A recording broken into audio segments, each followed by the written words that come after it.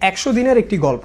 মাত্র 100 দিনেই পৃথিবীর মানচিত্রে এক ভয়াবহ দাগ এঁকে দিয়েছিল একটি দেশ। গ্রাম থেকে শহর, কৃষক, শিক্ষার্থী, শিক্ষক থেকে শিশু, কেউই রেহাই পায়নি। প্রায় 8 লক্ষ মানুষকে হত্যা করা হয়েছিল শুধু তাদের পরিচয়ের কারণে। 1994 সালের 6 এপ্রিল রুয়ান্ডার প্রেসিডেন্ট জুভেনাল হাবিয়ারিমানার বিমান ভূপাতিত হওয়ার মধ্য দিয়ে শুরু হয় এই সহিংসতার বিস্ফোরণ। এই ঘটনাকে অজুহাত বানিয়ে হুটু চরমপন্থীরা দ্রুত ক্ষমতা কেন্দ্রীভূত করে। রাষ্ট্রের একাংশ, মিলিশিয়া গোষ্ঠী এবং স্থানীয় প্রশাসনের সহায়তায় শুরু হয় পরিকল্পিত হত্যাযজ্ঞ। তুৎসি জনগোষ্ঠী এবং সহনশীল হুটুরা পরিণত হয় প্রধান লক্ষ্যবস্তুতে। মাত্র 100 দিনের মধ্যেই প্রাণ হারান 7 থেকে 8 লক্ষ মানুষ।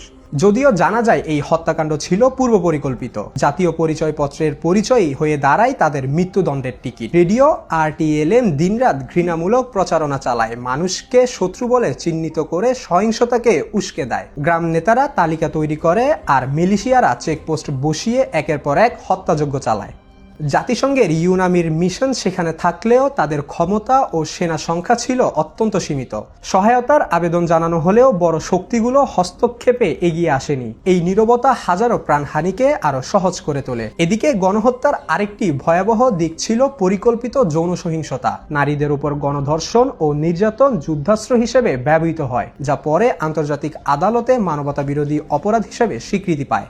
হিংসার পর শুরু হয় শরণার্থী সংকট, যা কঙ্গো অঞ্চলে দীর্ঘমেয়াদী অস্থিতিশীলতা ও যুদ্ধের জন্ম দেয়। বিচারের জন্য গঠিত হয় ICTR আর স্থানীয় পর্যায়ে চালু হয় গাছাকা আদালত, যেখানে বিচার ও পুনর্মিলনের চেষ্টা করা হয়।